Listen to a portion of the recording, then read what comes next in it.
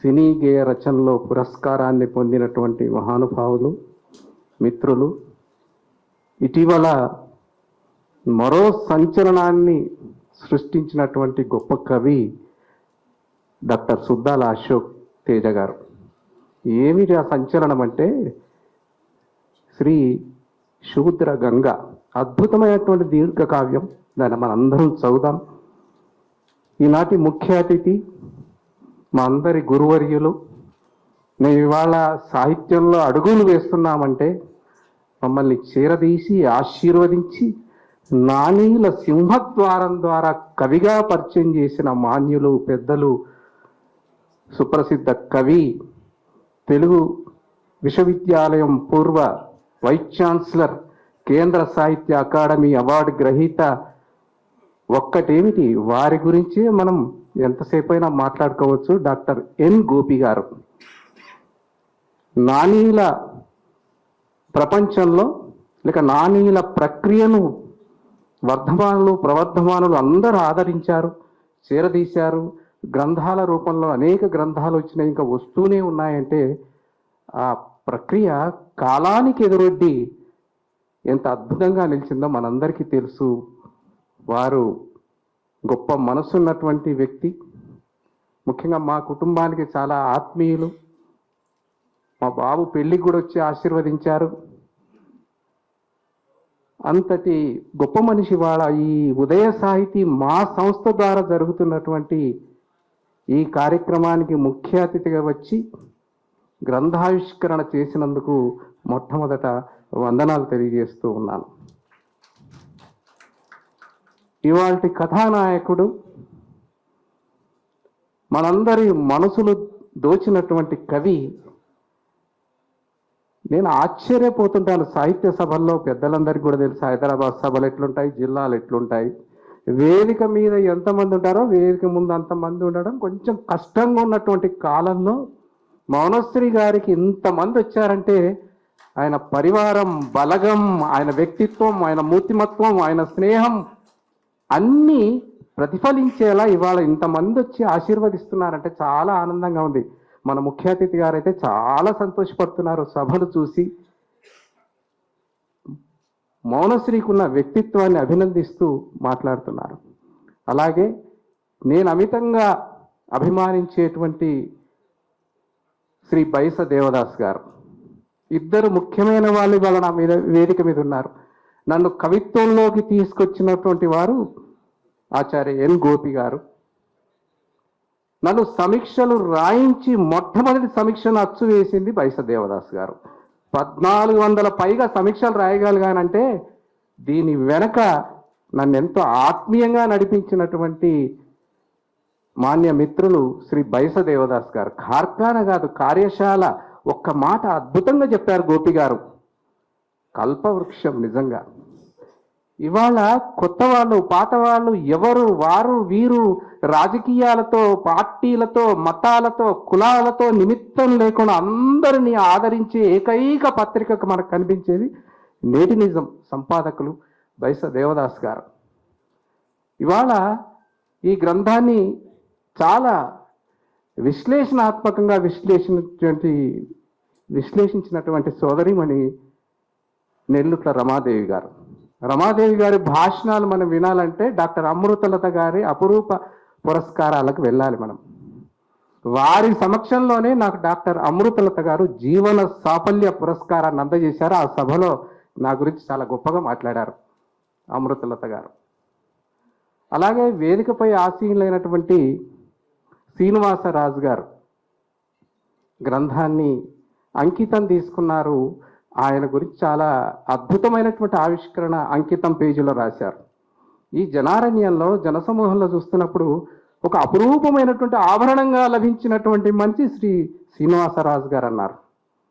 అలాగే సాహిత్య ప్రకాష్ గారు, మా శ్రీదేవి గారు, అన్నిటికీ మించి మా ఉదయ సాహితీ శ్రీ దాస్యం లక్ష్మయ్య గారు, శ్రీమతి సునంద గారి నేతృత్వంలో నడుస్తున్న సంస్థకు మీరు ఇంత పెద్ద మొత్తం వచ్చి ఆదరించినందుకు సంతోషంగా ఉంది. దీనికి కారణం సంస్థ కాదు, మా మల్లిక్ గారే అని చెప్తున్నాను. మా మల్లిక్ అని ఎందుకు చెప్తున్నానంటే మేమిద్దరం ఉండేది హైదరాబాద్ ఒకటే వాడలో. సాహిత్య ప్రకాష్కి ఎట్లయితే ఖాళీ చేసిన ఇల్లు అనుబంధం ఉందో అట్లా మాకు కూడా అనుబంధం ఉంది. భావనానగర్లోని వాకింగ్కి వచ్చి కలుసుకుంటూ ఉంటాం మేము, అక్కడ విషయాలు తెలుసుకుంటూ ఉంటాం.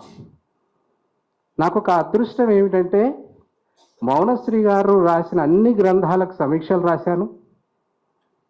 ప్రతిష్టాత్మకమైనటువంటి ఆచార్య ఎన్ గోపి గారు పొందినటువంటి పురస్కారాన్ని ఇచ్చినటువంటి సంస్థ సాహితీ గౌతమి సాహితీ సంస్థల సమాఖ్య కరీంనగర్ నుండి వారికి సినారే కవితా పురస్కారం వచ్చింది. సినీ గేయాలు రాస్తున్నారు, సీరియళ్ళు రాస్తున్నారు, అన్ని రాస్తున్నారు.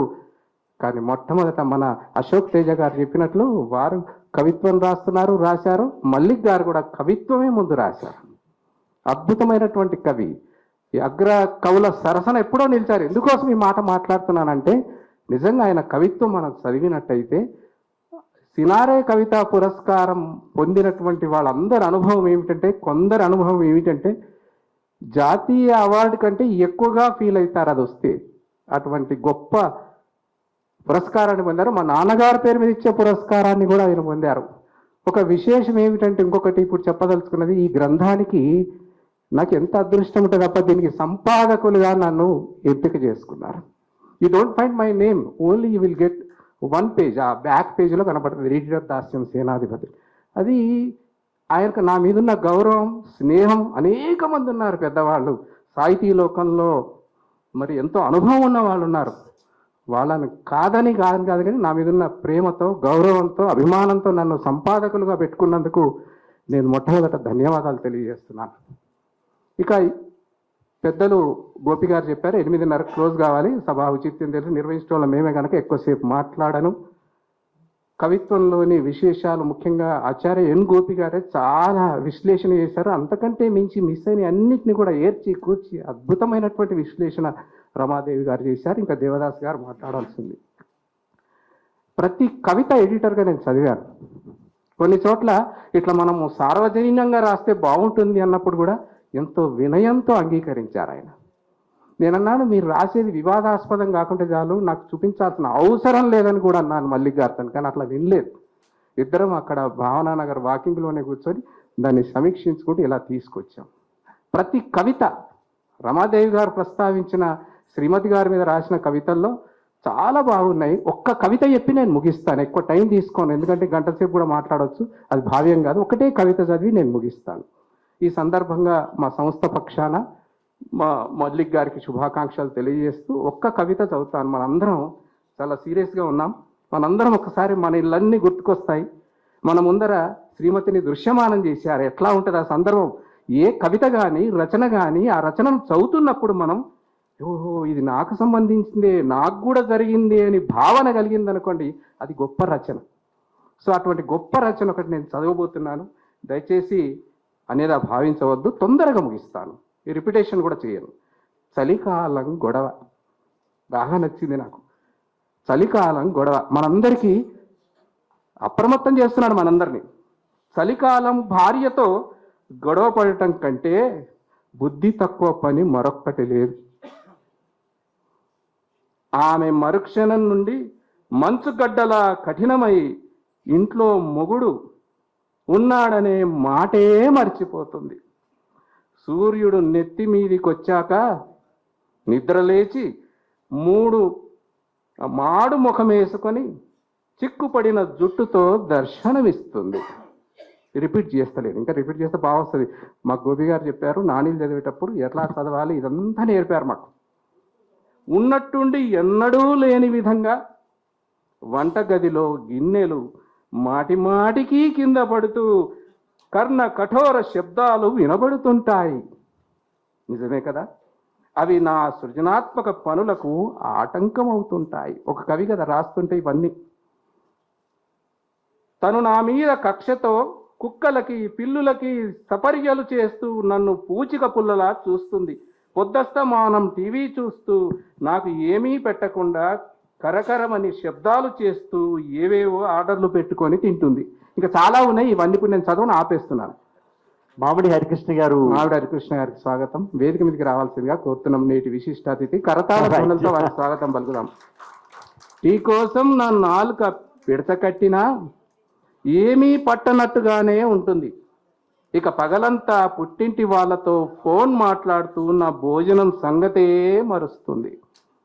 సాయంత్రం చుట్టుపక్కల అమ్మలక్కలతో గంటల కొద్దీ ఊసుకొని కబుర్లు చెప్పుకుంటూ ఆనందంగా కాలం గడుపుతుంది. ఇంట్లో సాటి మనిషి ప్రాణం ఆవిరైపోతున్నా పట్టించుకోదు. నేను నిద్ర పట్టక పడకపై దొర్లుతున్నా తను మాత్రం గురక పెడుతూ హాయిగా నిద్రపోతుంది. నేను ముసుగు దొంగల తెల్లవారులు కూర్చున్నా కనీసం అయ్యో పాపం అన్నదు.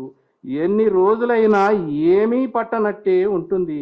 కళ్ళ ముందే తిరుగుతూ గడగంట చూడదు. సుకుమారి అనుకున్న పెళ్ళం పక్కలో బల్లెల్లా మారుతుంది. అనుభవంతో చెప్తున్నాను. శీతవేళ శ్రీమతితో గొడవ పడితే అభాస. ఈ కవిత చదివినప్పుడు నేను కొంత డిస్కస్ చేశాను. ఇది నేను కూతురు అంటాను మా స్వప్న గారిని, మల్లికి నా అల్లుడు.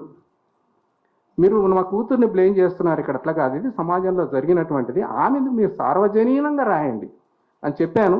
కొంచెం మార్పులు చేశారు. ఇంకా చాలా డైరెక్ట్గా ఉండే అటాక్, అట్లా కాకుండా.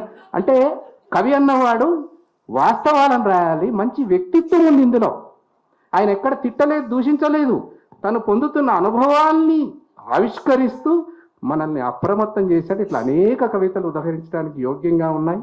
ఈ సందర్భంగా మా సంస్థ పక్షాన వారికి మరొక్కసారి శుభాకాంక్షలు తెలియజేస్తూ ధన్యవాదాలు.